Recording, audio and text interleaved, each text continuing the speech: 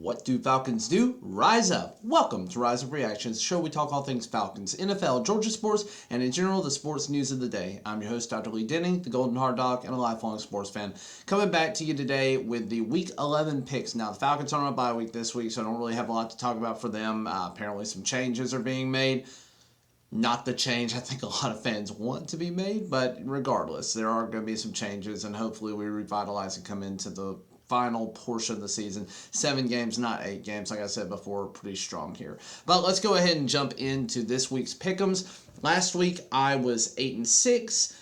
Ended up picking Denver, which I think is like my highlight pick of the week. Ended up picking wrong on a few others, so really nothing to write home about. There are a few that I thought I had in the bag, such as the Baltimore game, which all of a sudden Cleveland came out of nowhere. But there is some news on that, which the Browns are playing. We'll talk about that when we get to them, which will be pretty quick. So let's jump right into it. The first 2 games we have to talk about are actually AFC North matchups here. Let's talk about Thursday Night Football. We got the Cincinnati Bengals tonight going up against the Baltimore Ravens in Baltimore. Now, these 2 teams truly hate each other. When talking to fans or hearing about them, I think they hate each other the most. Like, that's just a natural rivalry there. And the Bengals have been on a tear. They lost this past week in a pretty good matchup with Houston. Houston coming out looking like a better team here in the recent past. And again, C.J. Stroud playing incredible football so far in the month of November and then late October. And then you got the Baltimore Ravens, who Lamar Jackson, they live and die by him. He is either all on or he is all off. And he really has not been MVP caliber that he was a few years ago, but he's done enough to help them win games. They did not win this past week, and I actually look for them to lose this game on Thursday Night Football. Even though it's at home, I do think the Cincinnati Bengals are a better team. This is one that I feel like could go either way. America right now has it as a 70% favorite for the Baltimore Ravens. I don't know why. I feel like this is truly a coin flip, and my coin is landing on the Cincinnati Bengals. Then we're going to jump to the first game for Sunday, which happens to, again, be another AFC North matchup with the Pittsburgh Steelers going to the Cleveland Browns. Now, Cleveland getting bad news for their fans. These fans have just been beat to hell and back. Like, I feel so bad for them. They lost Nick Chubb, and then you made this trade for Deshaun Watson, which a lot of people really don't like, and it looks bad, even worse in retrospect, because now he is out for the rest of the season with a shoulder injury in his dominant throwing arm. So, apparently he broke something. I don't know exactly the details on that. I haven't had a chance to look, but he's out. And with that being said, you're going to be running with P.J. Walker, and I think they may be looking for some additional help there. There's been talk of possibly Phillip Rivers going to there, which would be great for him. But again, I don't know what this team will be. All of these teams are very, very close. They're all within a couple of games of each other. Pittsburgh playing really competitive football against the Green Bay Packers. I know Green Bay's not really that good, but played more or less a complete game against them. Well, I'm looking for the Pittsburgh Steelers to come out rocking with going up 2 solid defenses, going up against each other, 2 quarterbacks that I would give a slight edge to the Steelers in this case. I don't know how this game's going to turn out, but I would imagine this is going to be one of those 17-14, 17-13 type of games. Don't look for a lot of scoring in this one. I would be genuinely surprised if that were the case, but give me the Pittsburgh Steelers. Then let's go on. Chicago Bears at the Detroit Lions. We have an NFC North matchup here.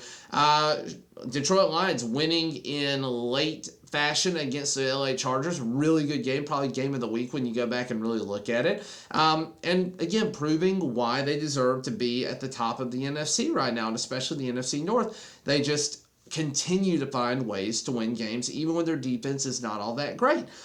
Chicago Bears, bad football team. I don't know if Justin Fields is back yet.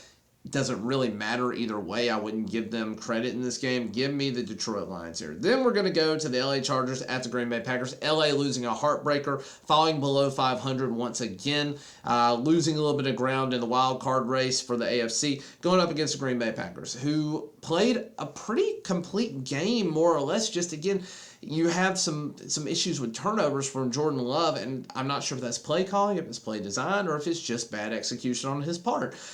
With that in mind, though, the LA Chargers, I think their defense is going to come out and smother him. I think it's going to be hard for Green Bay to really do a lot against this team, even though it is in Green Bay, and we're getting into the winter months here. But with that in mind, give me the LA Chargers. Justin Fields goes berserk here and has a good game. Keenan Allen's probably going to end up with a touchdown, and we'll just go with there. Give me the LA Chargers here. Then we're going to go Las Vegas Raiders at Miami Dolphins. Again, the Raiders are not a good team, but they're finding ways to win. They beat up against the New York Jets this past week. They have an interim head coach who's now 2-0, and I'm all for interim head coaches doing well. I don't think, though, even with the talent they've got, I don't think going to Miami that they're going to beat the Dolphins. I just don't see that happening. Tua is very, very good. You have the 6-3 Dolphins who are now basically atop that division and are in firm control of that division going forward, just with the struggles of the Buffalo Bills. Give me the Miami Dolphins here. I think the Raiders fall back to sub 500 again. Then we go to the New York Giants at the Washington Commies. It's the New York Giants. They're terrible. I know this is probably going to be a really close game, and if I remember correctly, the New York Giants beat the Washington Commies earlier this year, but it doesn't matter. This is not the same team. This is a bad team. This is a Daniel Jones-less team. The quarterback play has been anemic and pathetic from the Giants, whereas the Washington Commies actually have a little bit of hope. They've played pretty good football the last few weeks, even though they've suffered some losses along the way. But give me the Washington Commies over the New York Giants. They're going to be 5-6 at the end of this week and still technically in the wild card race. Then we're going to go to the Dallas Cowboys at the Carolina Panthers, another NFC East team playing an NFC South team. Carolina, I'm sorry, you're going to be 1-9 at the end of this. It's a bad year for you guys. You're going up against one of the better teams in the NFC. I just don't see a way where you win. I would be genuinely shocked. As shocked as I was when the Arizona Cardinals beat the Dallas Cowboys earlier this year. But I would be genuinely shocked if you find a way to beat the Dallas Cowboys. So give me the Cowboys here. Then we go Tennessee Titans at the Jacksonville Jaguars. Tennessee Titans not playing the best football in the world right now. Got embarrassed this past week. Jacksonville Jaguars also got embarrassed by the San Francisco 49ers this past week. But Jacksonville from head to toe is a better team. I just don't think they're a Super Bowl contender yet. Neither of these teams are Super Bowl contenders. Let's be very clear. But I think this is going to be a notch in the Jacksonville Jaguars' favor. I look for Calvin Ridley, hopefully, to find some success again. He has not been doing as well as he did like the first 3 games of the year. Something kind of fell off there. And Trevor Lawrence has not looked as good as he did towards the end of last season and first part of this season as well. Something's kind of happened there.